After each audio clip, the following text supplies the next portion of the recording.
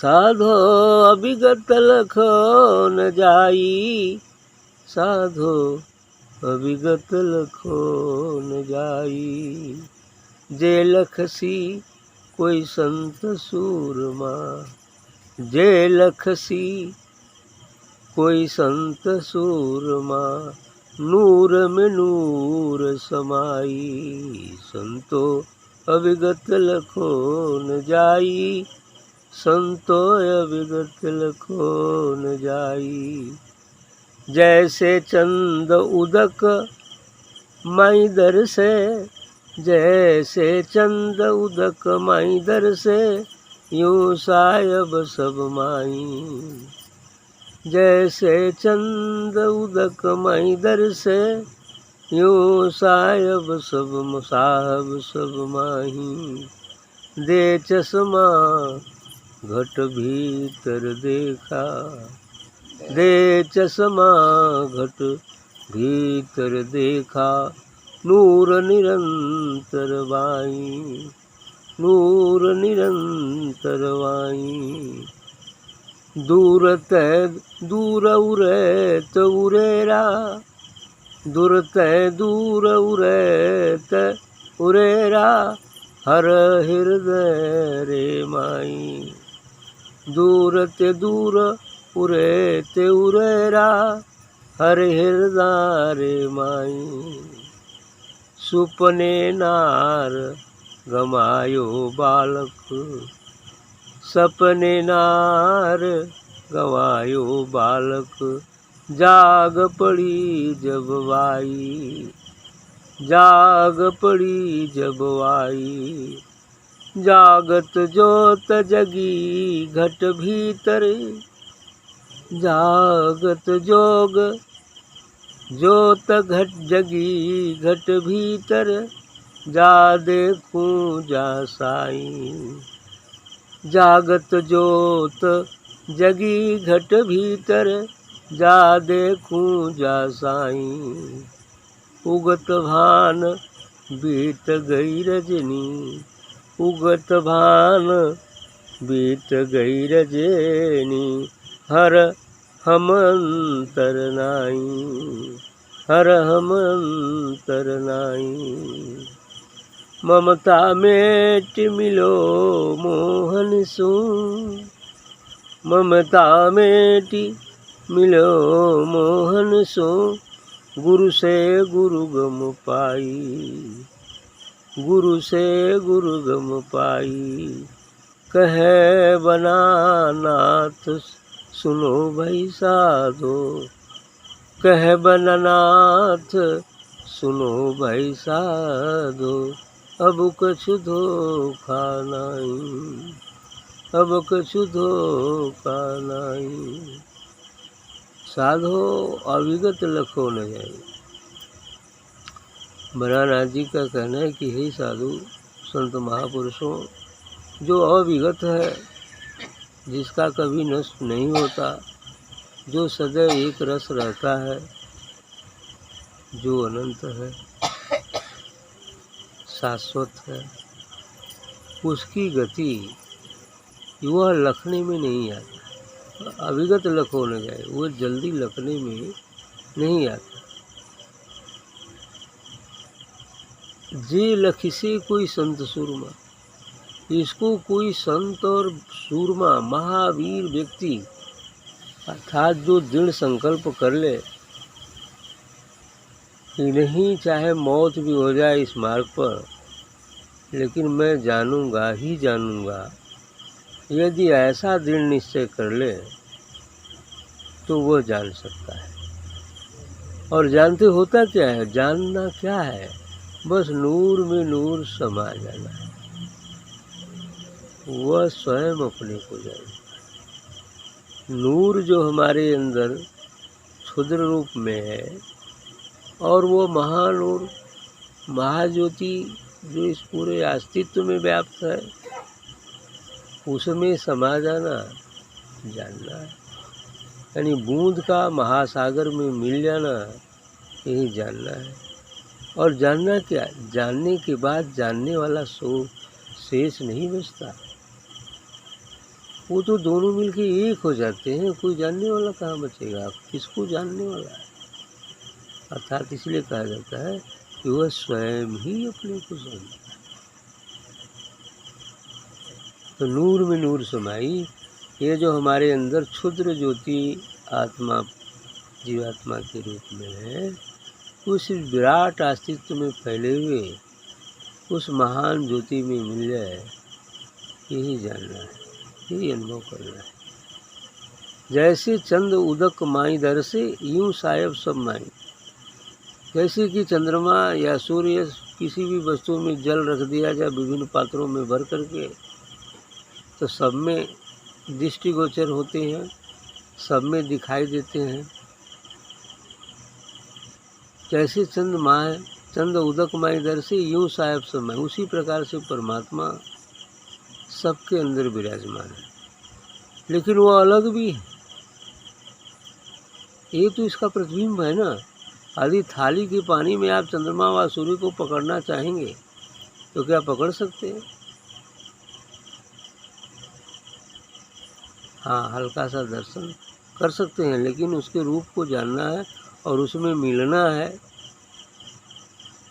तो हमें जहाँ वो है वहाँ जाना पड़ेगा। अर्थात वह सागर का पानी शरीर रूपी घड़े में आ गया है तो उसका प्रतिबिंब आ रहा है, ऐसा अनुभव से ये प्राण चल रहा है। लेकिन इसको जानना तब होगा जब उसकी वास्तविक रूप से जान ले। अर्थात हम अपने ऊपर पड़े उन बंधनों को, उन आवरणों को, उन तीनों शरीरों को काट दें, मिटा दें, तो फिर ये बाहर विराट में फैले परमात्मा में मिलकर एक हो जाए। जो बूंद रूप हमारे अंदर विराजमान है, जो क्षुद्र ज्योति रूपी हमारे अंदर विराजमान है, वो इस विराट ज्योति रूपी महासागर में मिल जाए, तो मिल जाएगा तो एक हो गया। दूरते दूर उरेते उरेरा हर हृदय माई। वो दूर से भी दूर और बहुत नज़दीक से भी नज़दीक, हृदय में बिल्कुल नज़दीक से भी नज़दीक। उरते माने दूर से भी दूर और नज़दीक से भी नज़दीक, लेकिन फिर भी इतना नज़दीक है कि जाना नहीं जा सकता और इतना दूर है कि जाना नहीं जा सकता, लेकिन जाना जाता है। जाना जाता है। किस प्रकार जाना जाएगा? बस जाग जाना है, होश में आना है। उदाहरण दिए हैं कि सुपने नार गमायो बालक। एक महिला जो धात्री थी, वो बालक को गोद में लेकर सोई है और सपना देख रही है कि मेरा लड़का कहीं खो गया। सपना देख रही है कि वो मेरा लड़का कहीं खो गया। अब वो परेशान है सपने में, लड़का तो खो गया, खो गया, खो गया, परेशान। लेकिन जाग पड़ी जब बाई, और जब जाग गई तो दरिया पाई। और ये लड़कवा तो भेजे हमारे संग झूठे हम परेशान। तो बस इतना ही बात है और कोई विशेष बात नहीं। यानी जब तक हम स्वप्न में हैं, इस संसार का स्वप्न देख रहे हैं, काम का, क्रोध का, लोभ का, मोह का, अहंकार का, धन का, तमाम चीज़ों का, ये क्या है? सपना है। सपना में खोएंगे। और जब सपना में खोए हैं तो भय तो रहेगा ही रहेगा। मृत्यु का भय सताते रहेगा, जन्म मरण का भय सताते रहेगा, इस 84 का भय सताते रहेगा कि भयभीत हैं कहीं मर न जाए, ऐसा बात, कहीं कोई गोली न मार दे, ये सब चीज़ों का भय रहेगा। लेकिन यदि आप जग जाते हैं,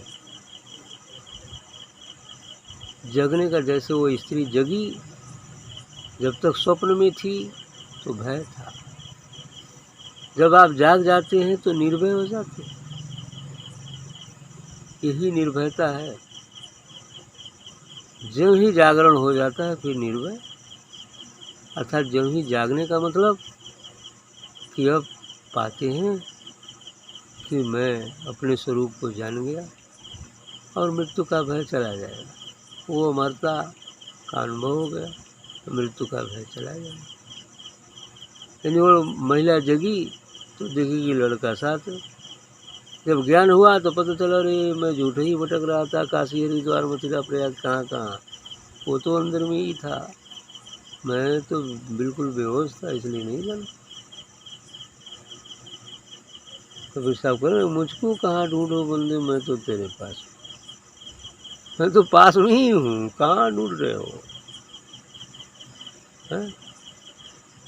तो यही बात है। लेकिन पास तो है, लेकिन बहुत दूर भी जो कहा गया, इसका मतलब कि जो हमारे ही संस्कार उसको बांध रखने के कारण बने हुए हैं, अर्थात उसके ऊपर एक गर्दा गुब्बार आवरण छा गया है, उसको हटाना होगा। बिना उसको हटाए आप देखेंगे कैसे, जगेंगी कैसे, जागरण होगा कैसे?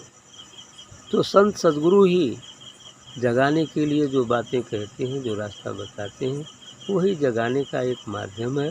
और उसमें जो जग गया तो फिर पा गया, और जो सोई ही रह गया उसको अनदेखा कर दिया, अनसुनी कर दिया, फिर खो गया, सोया है, सपना देख रहा है। यही चीज़ है, यही रहस्य है। जागत ज्योति जगी घट भीतर, ज्यों ही हम जाग जाते हैं तो हमारे ही अंदर वो ज्योति प्रस्फुटित हो उठती है। अभी जो छोटा सा चिराग था अब महासूर्य बन गया, कितना अंतर हो गया। एक छोटा चिराग कुछ दूरी तक ही प्रकाश कर सकता है और किधर से भी हवा का झोंका आएगा और बुझ जाएगा। बस इतना ही हमारी जो है ख्याति हस्ती थी। लेकिन जो ही हम जाग जाते हैं तो सूर्य बन जाते हैं। अब सूर्य कैसे मिटाया जाए, ऐसा हो जाता है। तो जागत जोत जगी घट भीतर, जा देखूं सासाई, तो जिधर देखता हूँ उधर तू है, तू ही तू है, कि हर शय में जलवा तेरा हूँ है। तब इस स्थिति में जाग जाते हैं तो देखते हैं कि चारों ओर कण कण में तो परमात्मा ही विराजमान है। सभी जड़ चेतन, सभी प्राणियों में, चर और अचर सभी प्राणियों में उसी का नूर है और उसी का नूर प्रतिबिंबित हो रहा है उसी में। तो उगत भान बीत गई रजनी, हर हम अंतर नाय। कह रहे कि ज्यों ही ज्ञान रूपी जैसे सूर्य उगता है तो रात का पता नहीं चलता है, अंधकार का पता नहीं। ज्यों ही सूर्य उदय होगा अंधकार चला जाए। उसी प्रकार उगत भान बीत गई रजनी, ज्यों ही भान उदित होता है रजनी बीत जाती है, पता नहीं चलता अंधकार का।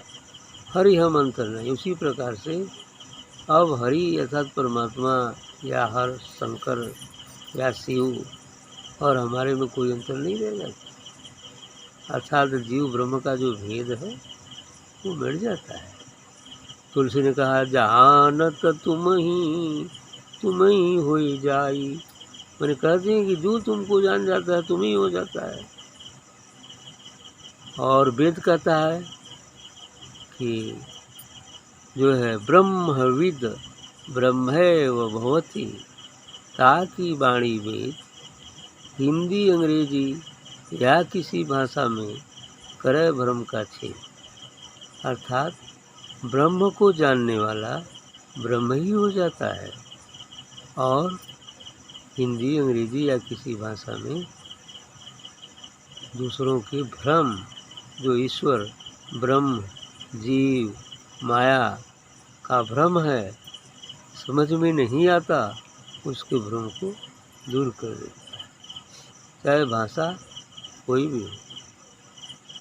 तो इसलिए कहते हैं उगत भान बीत गई रजनी, हरि हम अंतर नाई, अब ममता मिट मिलो मोहन सो।